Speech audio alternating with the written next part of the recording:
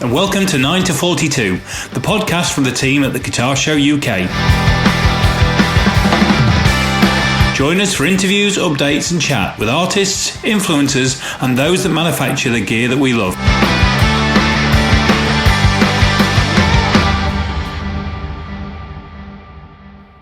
Hello and welcome to 9 to 42, which is the podcast from the guys at the Guitar Show UK. And for the first time in 3 episodes, I've actually managed to say it right first take.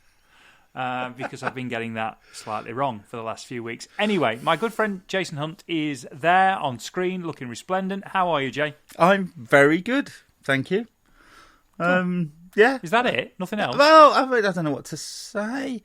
I've ordered some new pickups this week. That was quite exciting, but, you know, other than that, not done fat lot.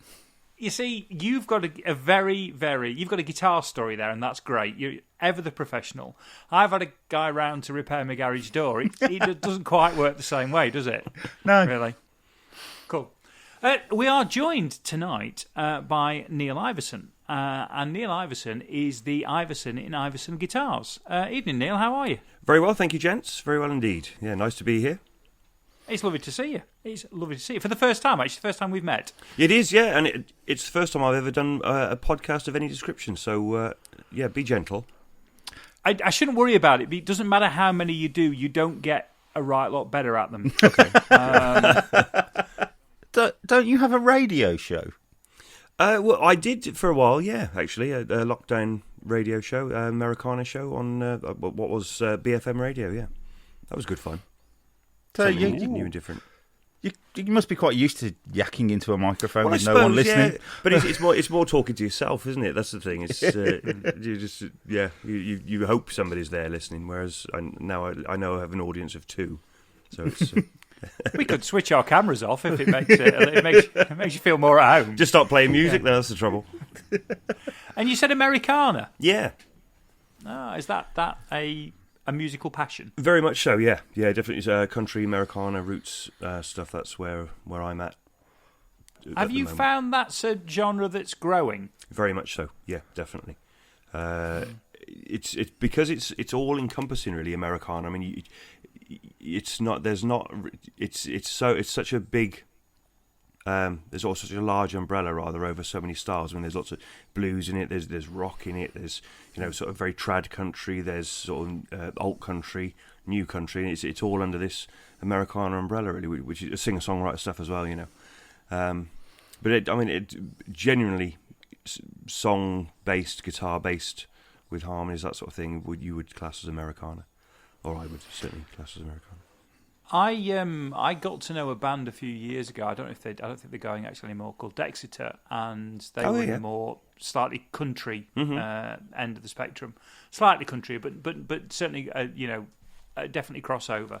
And through knowing those guys, I didn't realise how strong that scene had become in the UK. It's there's a lot of music around what you would class as like you say, either new country or old country or the whole Americana thing. It seems to be quite buoyant. Yeah, it's growing all the time, and it sort of started off sort of 70s when it was very Stetson and country and western festivals and sort of gunfights and all that sort of thing, and then it's slowly evolved into this great real buoyant, exciting UK scene, which there's lots of Americana festivals, Black Deer, Long Road, just for 2, Buckle and Boots are another one.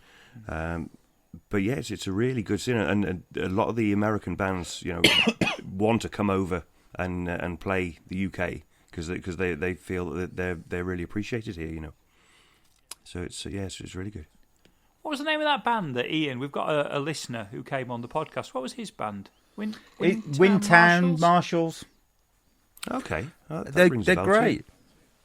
I mean, it's one of those awkward things, isn't it? When someone says, "I'll send you my CD," and you're like, "Yeah, okay, great," and actually, it's bloody brilliant. Oh, right, it really is. Very good, very good. Thank you, Ian. Yes, thank you. My mate. You probably know. Do you know Roy and Jackie at the Madhouse in Birmingham Rehearsal Studios? It's not called the Madhouse anymore. It's called Uproar now. But yeah. Yes, I've met him once. Yeah. Yeah, they. Oh, he does a night upstairs, doesn't he? Yeah. Ginger told me about that. They did one country night upstairs that kind of went okay, sort of thing. But they've got the Asylum venue next door, which is 600 cap, I think. Right. And Roy gave me a call a couple of weeks ago, and he said, apparently you're the person to talk to about country music. And I was like, well, sort of. I kind of like the alt country side of it, which, you know, for want of a better description, is punks that have put down the electric guitars and picked up acoustic guitars, I think, really, is that kind of vibe. And so I went with Steve from Blackstar, who's really into kind of like new country and more traditional country than I am, and gave Roy loads of information, like pages and pages of artists he should check out and stuff like that. So we're hoping that, fingers crossed, as soon as kind of this weird period's ended, we'll have a country night in Birmingham. Oh, brilliant. Oh, that will be good. Because Steve's band, great, aren't they?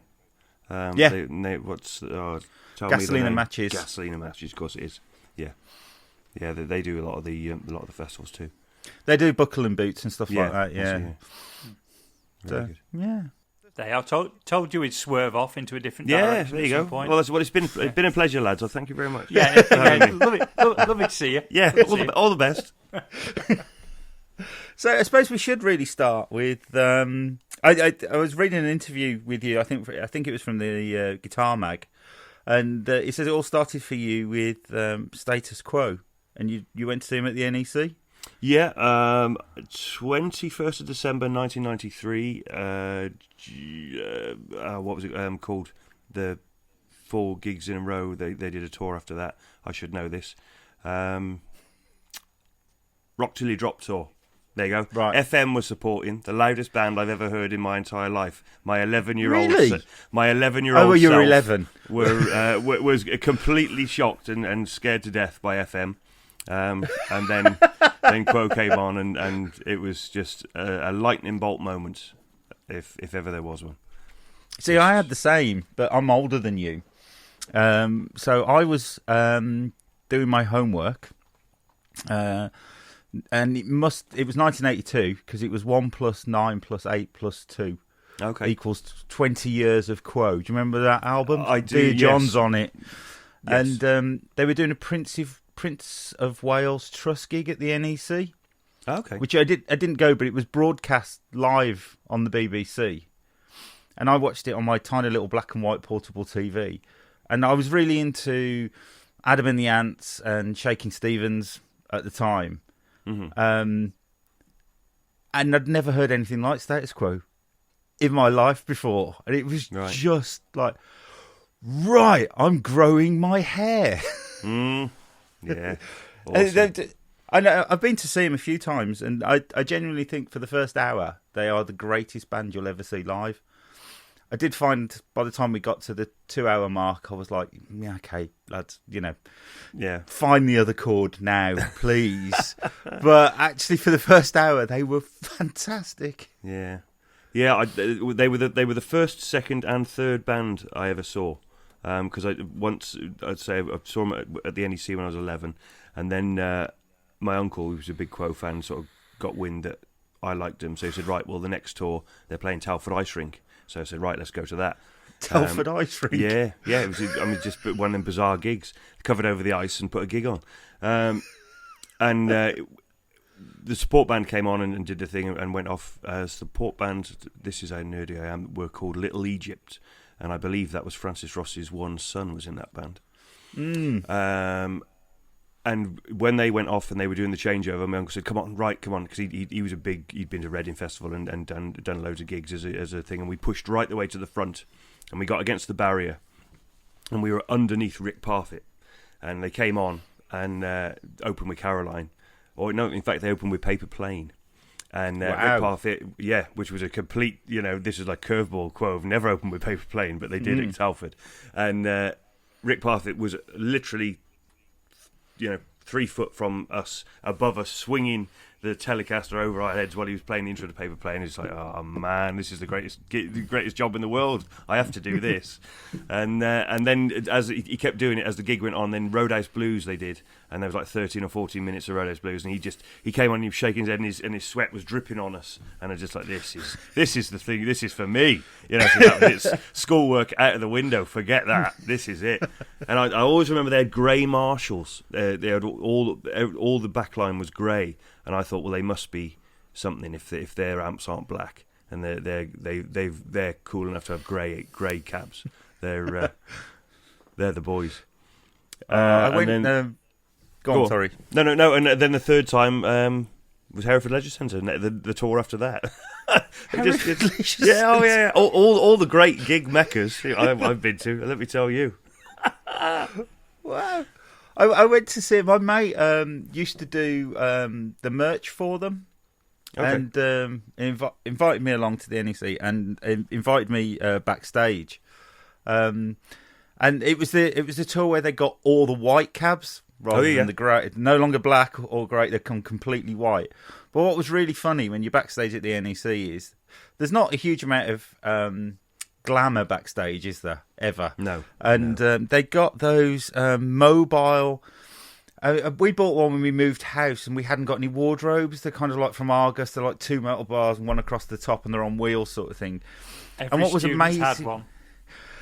What was amazing though was it was literally white shirts, the same blue denim jeans, and then endless pairs of white trainers underneath. That's it.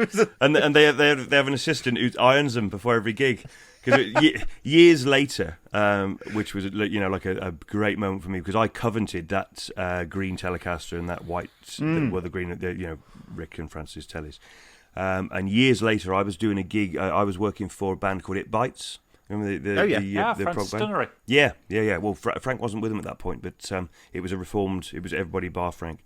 And they did. It's another great gig venue for you, Whitehaven Rugby Club. It Bites was supporting them there, and Quo, obviously we were there all day, and they set up all the amps, and it was the white backline. So I had to go and say, "Oh, hello, can I have a look? I'm with the support, but I'm a big fan." So their tech, was a lovely guy whose name I've forgotten, unfortunately. Lloyd showed me around the backline, and what was interesting was, of all those white Marshalls, half of them were lights in the cabs, so that only half of them were amps, half of them were lights.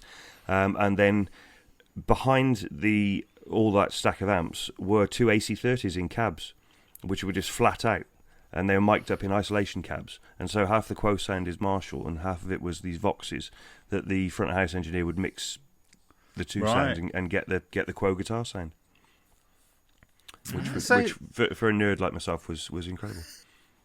Have you ever seen Quo at a venue where they didn't normally just play sport? You know what? Yes, Wolf Civic. I saw the Frantic 4 tour twice. Right. I bet that was amazing. You know what? It was the first one, because they did it twice, because I believe Francis didn't think it was good enough the first time. And as far as I'm aware, it was John Coughlin struggled with it a bit, because I mean it's a tough gig. I mean, in my opinion, Quo. I mean, those shuffles, and it's everybody derides them for the 3-chord thing, and the shuffles. But it's a tough gig, And Francis and Rick were at that point sort of 6 months on the road, 6 months off, whereas John Coughlin was only doing sort of weekends here and there, and then to expect him to come straight into a tour and be gig fit, I think was a bit of a tall order. So it was the first gig. You could feel he was he was sort of lagging behind a bit, and the front of house guy would push the guitars a bit to keep the momentum, because obviously Rick and Francis' rhythm was so good. But then the second time I saw them, they were just on fire, and it was one of those things when they started, and you sort of then you just see the room, just the whole in unison, just start moving up and down, and that's the shivers down the spine moment, really. I was so pleased to see the original 4. Yeah. I genuinely, I often say this, if they'd have finished when John Coughlin left, I think they'd be as revered a hard rock band as as AC/DC or Sabbath or anyone. I really do. I think those early albums were incredible. But then it sort of dwindled a little bit, and then sort of from the 80s onwards, it sort of diluted, or it got diluted a little bit, and it became. I mean, Rick Parfitt used to call it Panto Quo, didn't he? Towards the end. At that Margarita time when you're in the army now, I was kind of done at that point. Yeah, absolutely. But I think on the level and albums like that, I think it's just incredible. It's such, and when it's good when you come to try and learn it, and then you realise that there's loads of open tunings and capos and different things, and you think, this sounds simple, but it's far from it. It's not at all. And it's Rick's right hand. It's just metronomic, isn't it? It's just incredible. I think he's 14s. I think were his gauge, and he said you could drop the guitar and it just wouldn't. I mean, heavier than acoustic stuff.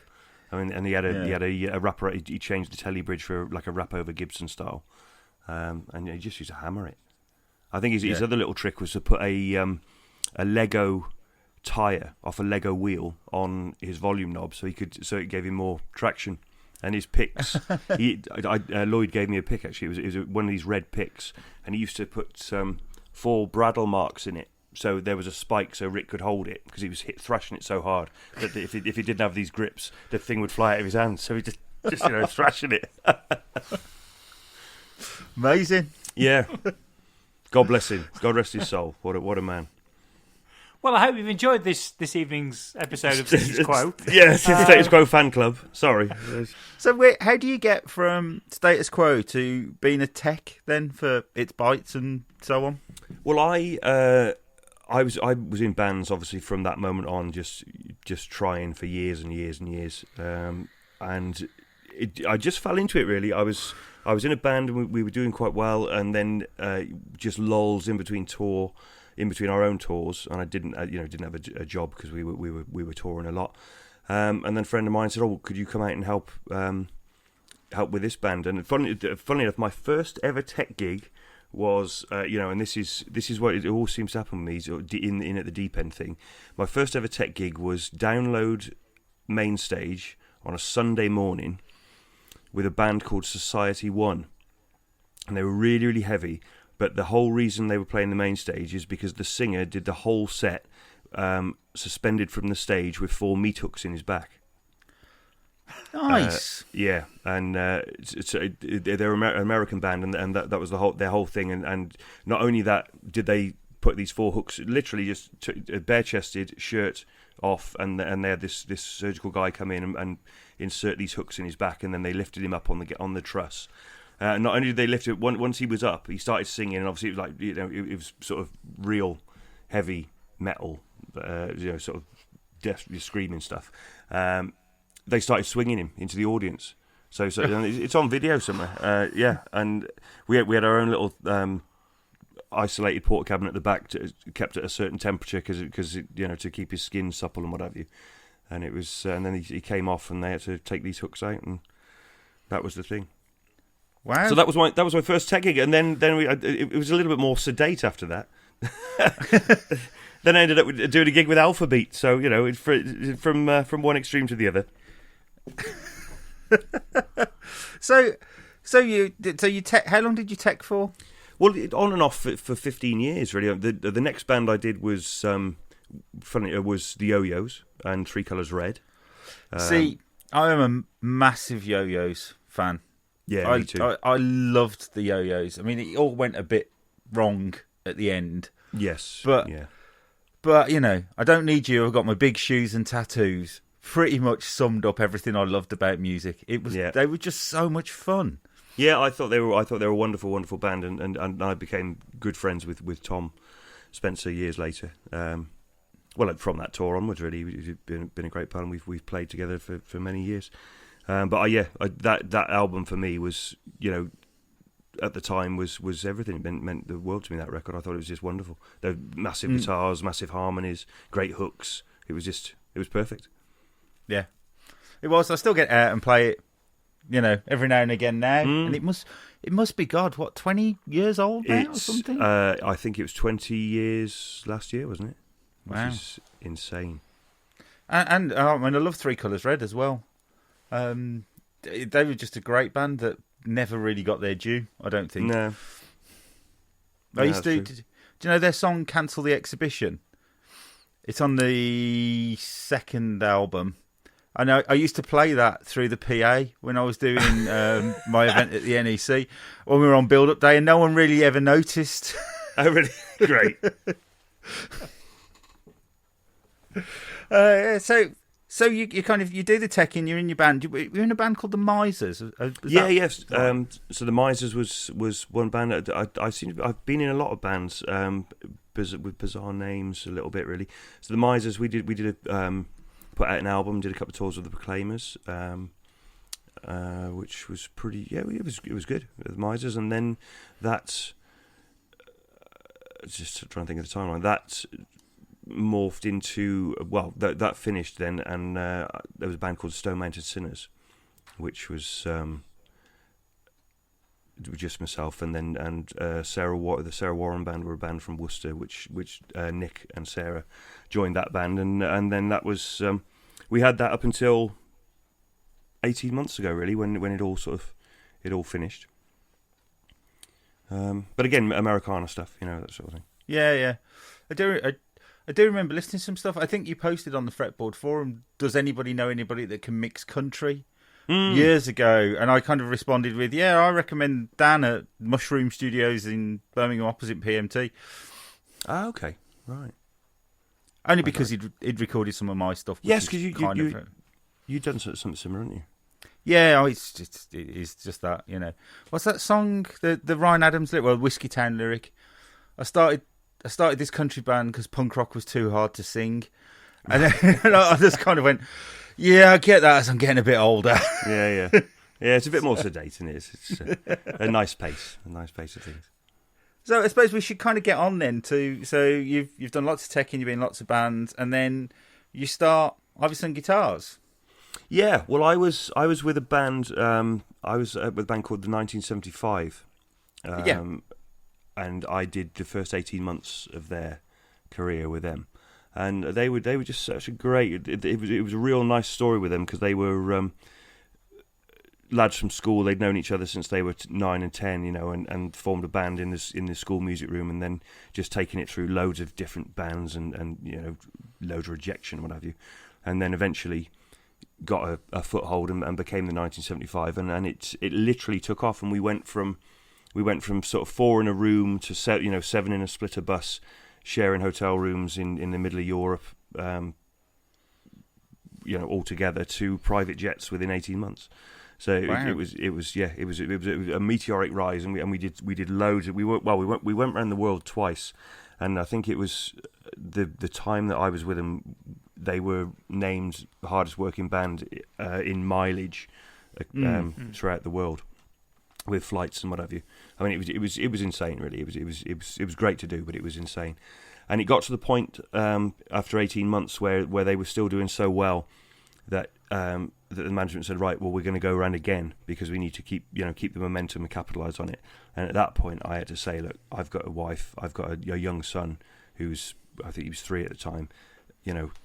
If I look at the schedule, I can get home twice in 3 months to see him. And that's not on, really. I mean, my wife, you won't find anybody more supportive, and my son as well. But if I'm off for 6 or 8 months of the year, it's not really, not really conducive to family life. So I made the tough decision. I thought, well, I'll stop teching, and then I thought, well, what can I do? And I sort of in between tours, in tech stuff, I'd always sort of worked on building sites and things like that as well. Just to keep doing something.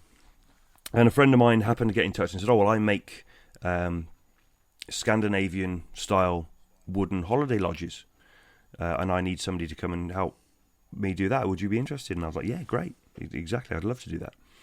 And so I started working for him, and we made these holiday lodges, sort of modular stuff with big Douglas fir balconies and things. And it was really interesting, and I really adored working with wood at that point. And I was so there is a story to this. This isn't a Neil Ivison, This Is Your Life. Honestly, I'm getting.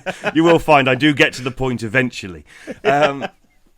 So I was coming home from work one evening, and I came around this corner, and this van was coming the other way on my side of the road. He was overtaking somebody else, and he just came straight towards me, and it was a head-on thing. And I turned the wheel left as he turned the wheel left. And the mirrors clipped each other, and it was that close to we would have both been instantly killed because he was going at a fair rate, and I wasn't hanging around either.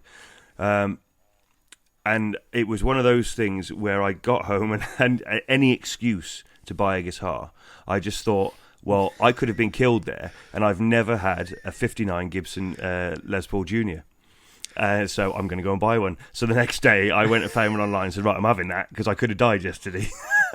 so I did. So I bought this mint 59 Junior, and I loved it. It was great, but it was so mint and so perfect that it wasn't fun to own because I was scared to death that if it was on a stand, that my lad at the time was just toddling, he might have knocked it over accidentally, or if I'd taken it out to a gig, I wouldn't leave it in the gig. I'd have to just keep it with me, or take it into another room where we were going, or somebody would knock it over at a gig, and you go on holiday and then you have to get it insured again, and you're worried that somebody's going to nick it. So it was just a worry. So I thought, well, what can I do? And then I thought, well, why don't I make one? Why don't I have a go at making one? And so I pulled all these YouTube videos together, and there was a couple of sort of online courses I did, and I thought, well, I'll set about making as close a Junior as I can to that one, and then that'll be it. So I did. I'd already got my own Headstock Design, which used to be a little halfpenny coin, and I made it, and I was really quite chuffed with it. I thought, yeah, this is I did everything exactly as it was. The cavities were millimeter specific, all that sort of thing. And I used that, and I thought, great. So then I sold the 59, and then a couple of friends of mine, I've made this. Oh, can you make me one? Yeah, I'll make you one. So I made them one, and then a mate of mine's played mine, and he realised, so could you make him one? And yeah, so. It started out as this sort of hobby thing, and just sort of making them for mates, and then before long I thought, well, hang about, this is this I could, if I a leap of faith, but I could possibly do make guitars and do guitar repairs instead, obviously, but with my background being in touring as well, and I'd been maintaining guitars for years around the world. I thought, well, I could. Bit of a leap of faith, and I'll set up Ivison Guitars, which is basically where we started, and we had a little prefab garage at the end of our drive, and so I set up in there and haven't really looked back.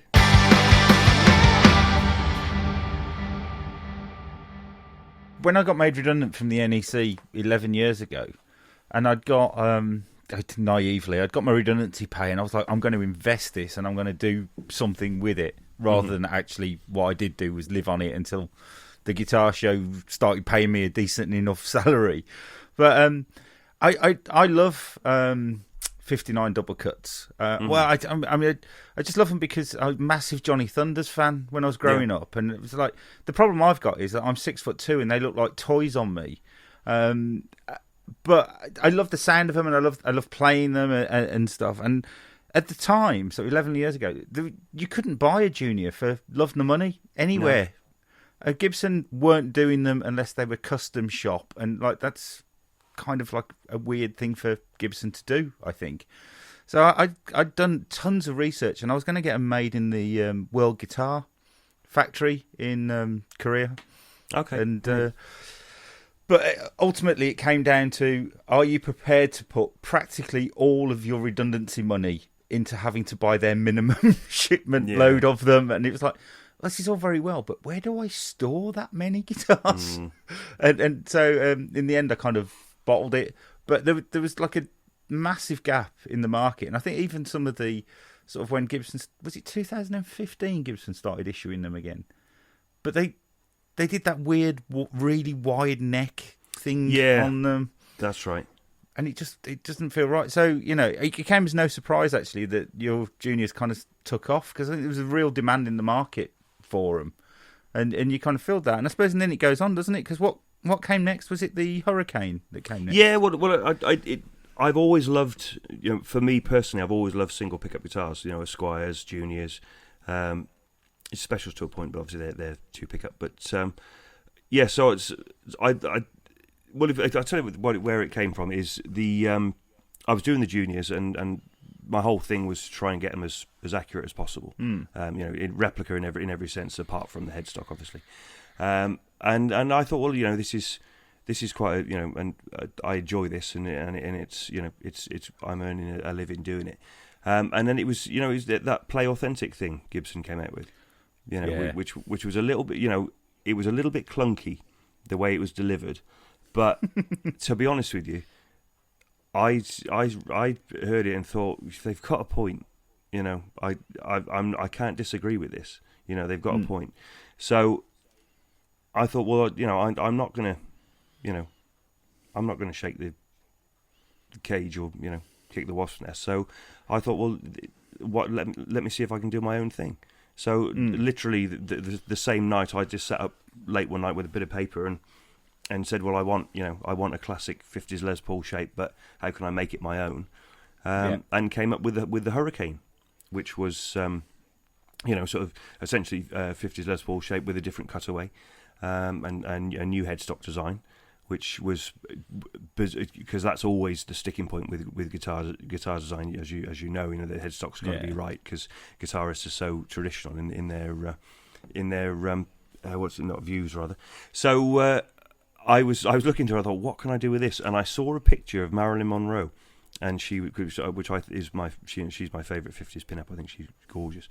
And she happened to be looking over her shoulder, and just the shape of her shoulders and the way her hips came down, I just traced over it and moved it around enough so it looked like a guitar headstock, and I was like, that'll do. And so that's where the headstock shape came from. Wow. And then the Hurricane, actually, I had a 56 special in for repair, and it had the bridge P90 taken out of it, and there was a PAF humbucker in it, and I'd always been, you know, dead against that, like, oh, sacrilege to take out a bridge P90 and put a humbucker in. That's dreadful, you know. And I played it, and it just sounded bloody great. And I was like, hang on, I've been an idiot here. And sure enough, so I thought, well, the Hurricane then will have a humbucker in the bridge and a P90 in the neck, but with the simplified Junior controls, the volume and tone, and we'll go for that, and that's how that one came about. And then what's next? Was it the Fillmore that came after that? Yeah, so the Fillmore was essentially the coronet shape, based on the Dwight coronet, actually, which was Steve Marriott's guitar in Humble Pie. Was the Dwight? Was that like a store built? Yeah, is that the story of the Dwight? Yeah, that's it. The Dwight was a brand name for it. Was the store was something like Sunny Shields or something, which I imagine was that the US equivalent of Woolworths or something like that. Right. Okay. And Dwight became a brand name of them. And they sort of built under that, and then Epiphone obviously was a different thing entirely. But yeah, I'm a massive Steve Marriott fan as well, Humble Pie, and so that was the film was solely as a tribute to Steve Marriott, really. Which I've done a few, but it's a funny shape, the coronet, which is actually, as I'm sure you probably know this, if you look at a Telecaster and you flip a Telecaster, it's the bottom horn of a telly, it's that literally right, okay. in mirrored. Mirrored, yeah, mirrored. Yeah, yeah. I hadn't really realised that. That was the one, and that sort of, because I did the first one in a Shoreline Gold, as opposed to the Cherry, which was a big departure for me, because I'm very traditionalist in my views. But I thought, no, I'm going to do something, because it was for the guitar show. In fact, I thought, well, I'll just do something that hopefully, you know, catches the eye, and sure enough, it did, and that sort of, you know, brought attention to the brand a little bit more than I'd expected, really, which was awesome. Yeah, because Andy the Guitar Geek did a video with it, didn't he? That's right, yeah. Nice guy. Yeah, lovely guy. And I suppose, and then that leads us up to date with the Dakota. Yeah, well, that has been a revelation. I mean, basically, again, I was looking around for a. I'd always loved a Firebird. I'd loved Alan Collins from Lynyrd Skynyrd, Johnny Winter, obviously, and Mick Ralphs had a Firebird 1 in Mott for a while, and it was that real raunchy telly thing they do. But I mean, just for me, I mean, I'm much as you said with yourself with a DC Junior, you have to know. I mean, I would love to think that a Firebird and a Flying V looked amazing on me. However, in reality and in front of a mirror, I would look like a complete turd, and I'm quite happy to admit that to myself and to anyone else. So it essentially came from the thinking, well, I can't be the only one that finds a Firebird quite unwieldy rather. Because with the neck balance issues as well. Because funny enough, I was down at ATB Guitars before Christmas last year, and they had a beautiful cardinal red 3 pickup with a vibrola in there, and I tried that, and it was beautiful. And I was talking to him, and as I was talking to him, it slipped off my lap, and I caught it just before the headstock dived into the floor, and I looked at the price tag and I did a little wee. But that's by the by. That was probably the most profitable save I've ever done. And I thought, well, surely I can address this somehow. And then it's funny enough, Stu from Sunbear, who makes all my pickups, winds all my pickups for me, great guy. He's as nerdy as I am in regards to tone, and I'm sure he would take that as a compliment, as it is meant to be. He said to me, he said, I've got these Sunbird, my take on Firebird pickups. He said, I think you'll love these. And I said, well, okay, I've got nothing to put them in, but leave it with me and I'll see what I can come up with. And then that sort of started the thing, well, let me try and see if I can make something Firebird-esque that suits a Les Paul player, or at least a single cut player, then, or somebody who doesn't want the big body or the neck, the neck dive thing, but still has that Firebird sound. And so again, just sat up late one night and with a few parts and sort of placed them out and thought, well, yeah, this'll work. And that has just taken off unbelievably. It's people have. Yeah, well, yeah. I'm amazed by the reaction. Which I'm absolutely thrilled by the reaction, but also amazed. And we were looking at your website beforehand, and so I really like it in Pelham Blue, but Ant really likes it in the sort of like traditional tobacco. Is it tobacco burst? Well, it's wood. Yeah. Basically, yeah. When Ant said, what have you done this week? And I've bought some new pickups. I've actually bought some Firebird pickups. I got them from Asher Oil City. I've got. I need to show you this. I don't think Ant's ever seen this guitar before. I'm aware that it doesn't work on a podcast, but I have this guitar. Oh, nice! Yeah, it's classy, isn't it? Very classy. It's a BC Rich Eagle, finished in leopard print. Well, you know what? I know a fellow, and I've got a guitar here, which I'll show you once we've finished. That wants me to get it finished in leopard print exactly like that. I'm sure you can. You know who I'm talking about, and in fact, it's that guitar as well. I think. What's that? What model is that? It's the BC Rich Eagle. The Eagle. I'm sure it's probably the same one. Well, the reason why it's the same is the one that Paul Stanley played on the Creatures of the Night. It'll be the same one then. Yeah, definitely. Yeah, and it's got EMGs in it because when I had it built. Well, I say had it customised.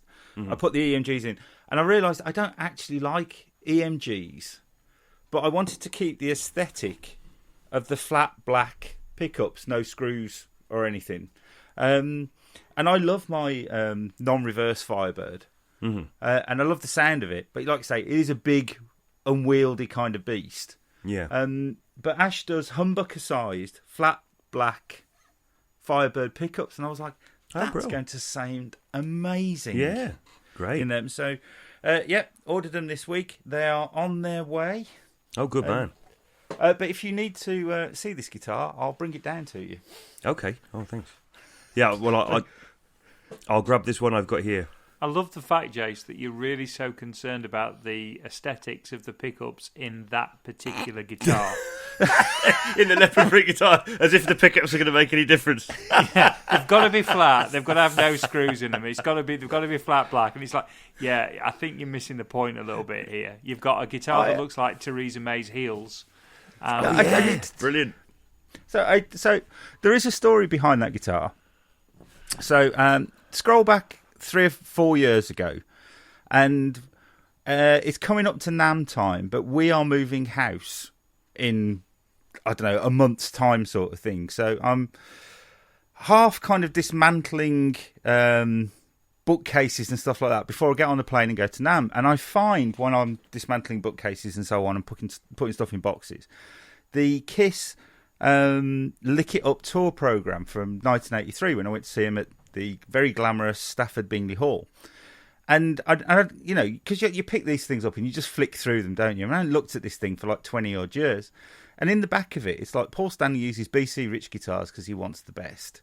And I laughed because it said there, send off for a BC Rich catalogue. But in 1983, I'm 12, maybe 13, depending on where it was in the year. And BC Rich guitars are handmade US guitars. And I had no idea. I thought they were probably going to cost me £200. Of course, this catalogue comes through from the States like 6 months later. And they're like $3,000. And I'm like, yeah, ain't going to happen. So I packed this up. I don't think any more of it. But I go to NAMM, and I'm coming back from NAMM, and I'm sat on the plane next to Martin, who's the MD of Rossetti in the UK. And the UK distributors for BC Rich. And I'm laughing and telling him this story. And he went, oh, what model was it? And I said, oh, it was an Eagle. He went, oh, we make those in Indonesia now. They're like £250. But it won't be that if you want to buy one. I'll do you one at cost price. So he gave me a price. I won't tell people because it would just upset people how little I paid for this guitar. So I was like, will you take cash now? So it turned up a week later, and they are just black rather than leopard print. Then roll on to the guitar show, and I'm yakking with Martin Sims of Sims Custom and telling him, and he went, I can do it in leopard print for you. It turns out that he did a Gretsch for Amy Winehouse in leopard print, and he got enough left to do one more guitar. So me and Amy Winehouse have got that leopard print. Well, no way. Just me, let's be honest. Oh, wow. Great. Yeah. I've got to say, Jace, whatever you paid, however embarrassing you think that figure is, I still think you might have overpaid, mate. No, look at it. It's amazing. Uh-huh. Yeah, it is. I'm saying nothing because I've got a customer here who wants that exact colour scheme, which I've got to do. So, yeah, I can say nothing. and he's a dear friend of mine too. So I suppose that brings us on to what you're up to now, not as a guitar builder, but as a guitar player. Yeah, well, it's all come at once, really. Obviously, with the guitar making and what have you, I've literally. Last week moved into a new workshop, which is 4 times the size of my old one, so I can hopefully streamline and cope with what I'm building. And then I'm very lucky to have a rehearsal room next door, and we've been in rehearsal with my current band, which is Ginger Wildheart and the Sinners, for our next album and summer festivals. Well, so is this another album? Have we got one to come out and then another one being written? Yeah. So one is in the can, already done, and there's the second one is halfway through. Now I know you're a big Ginger fan, Jace, but do you want the story of how it all came about, or I told you that? No, go for it. Well, basically, I got an email one day from Ginger Wildheart. who, I knew of him because I'd had Earth Versus when I was a kid. Any self-respecting rock fan in the 90s had that. It's terrible, isn't it? That when you were a kid, I had it when I was an adult. Right. Well, yeah, I was a big kid. So I'd got that, and then I'd lost track with what they were doing, and that was that. And so, but he was one of those guys where, on Facebook, he's one of those people, you've got 50 mutual friends, but you've never met. And every time you look, you know him and you do him. Oh, have you ever met him? Oh no, we've never crossed paths. And so this email came through, and he just said, "I've heard your album, your Stone Mountain Sinners album. I really like it. I'd love to do something similar. Would you fancy doing an album with me? Just that. It was just if you're interested, let me know. I'd love to work with you." So I contacted the rest of the band at the time and said, "What do you think?" And Nick, the bass player, was like, "Well, yeah, I'm in." And the rest of the band said, "Well, to be honest, we haven't got the time to commit to anything else because we're obviously we're sensible and we've got proper jobs, whereas you mess around with guitars all the time." And I said, "Well, that's fair enough. I completely understand." So I just got back to him and said, "Yeah, we'll do it." And it's okay. And then it just, this bizarre chain of events just said, "Well, okay, I'll get my manager to email you some dates. I'll book a studio.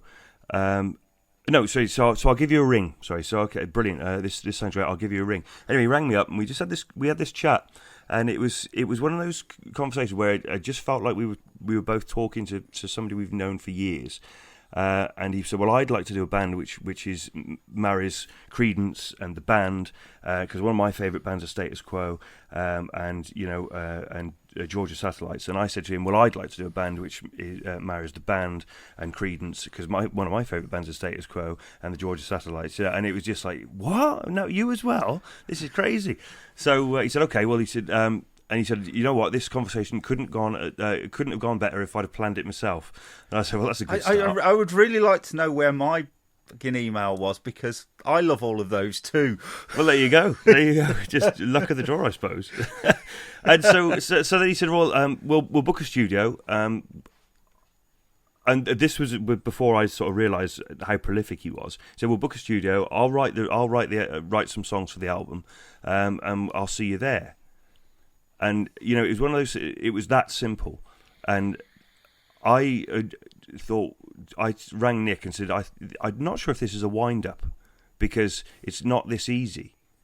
Just spoke to the guy. He loves all the stuff we love. He's booking the studio. He's going to write 7 songs for a 10 track album. He says we're going to write the rest together when we're in the studio, and he's booking the dates. And it's like, well, in for a penny, in for a pound. Was just see, won't we? So, sure enough, the songs come through on email, and they just. I'd not realised how prolific he was, and it wasn't until we started working together I went back through his back catalogue of all, because I had no idea of what any of the solo albums, and how diverse they all are. And it's just such a great songwriter. So we went down to the studio without not knowing what to expect, having never met him. He just came down with him and his dog Maggie, and we got in the studio and we sort of set up and said, "Right, should we go to the pub then? Because if we don't get on, there's no point in being in a band together, is there?" Great idea. So we went to the pub and we just got absolutely hammered, and it's been that way ever since. And the next day we went in and we sort of flashed a couple of goes through this one track and said, "Oh, well, let's go and have a listen and see what it sounds like." And we went in, and it was the most bizarre thing, because I've always generally been the only guitar player in a band, and I've always been a little bit worried about playing with other players in case I overplay to try and fill out the sound too much or whatever. Yeah. And we went in and we both stood there, and you could only hear one guitar, and we said, "Well, hang about, where's the other guitar?" And Dave, the producer, said, "Oh, are you doing recording with Dave Draper, are you?" Yeah. Because he's based in Worcester, isn't he? Yeah, well, he's got a studio in Evesham now. Oh, right, okay. Yeah, but he's been around for years. I've known Dave for 20 years plus. He's a great guy. And he said, "Well, they're both in there." I said, "Well, they're playing the same thing. This is impossible. And so we had to split them, left, hard, right, like the Angus Malcolm thing. And sure enough, the guitars were just completely, doing the same thing. And we said, well, you must have been listening to exactly the same records that I was listening to while you were learning to play guitar to play like this.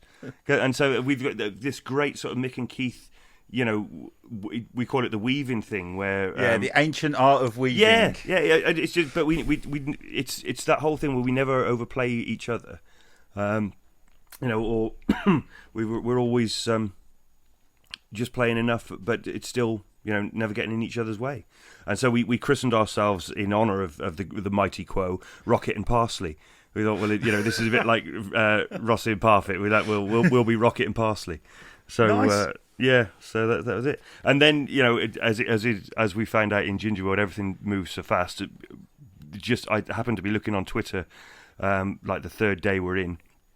And he tweeted, having a great time in the studio. We're going on tour in November. So I shouted to Nick. I said, "What?" I said, "Nick, what are you doing in November?"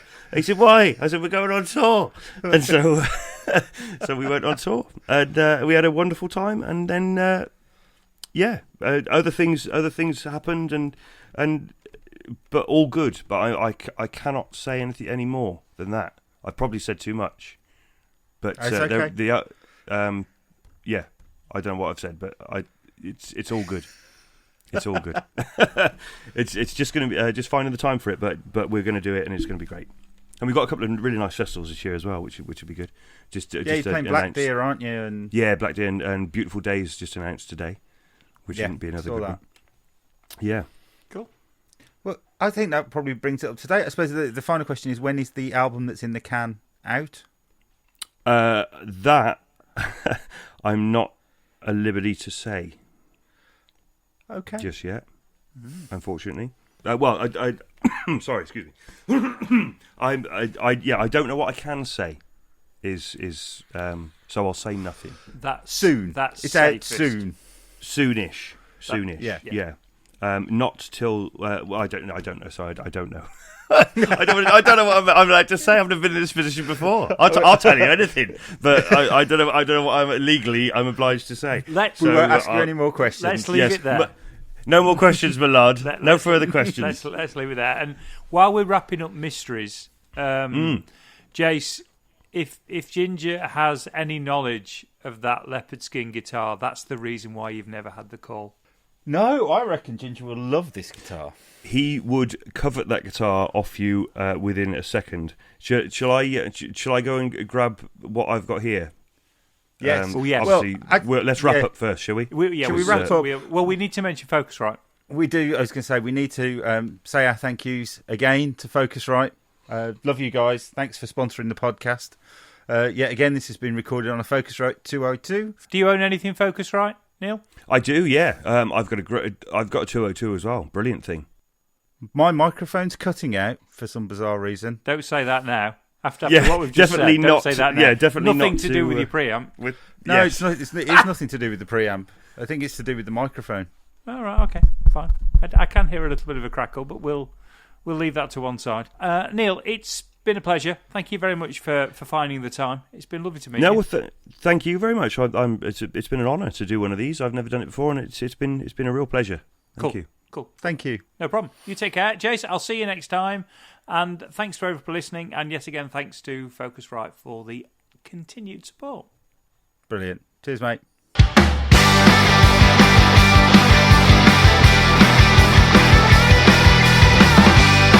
Thanks for listening to 9 to 42, the podcast from the team at the Guitar Show UK. If you've enjoyed the show, then please remember to hit the subscribe button and share with other like-minded souls. For more information about 9 to 42, please follow us on Facebook, Twitter or Instagram at the Guitar Show UK. This has been an A Short Stories production.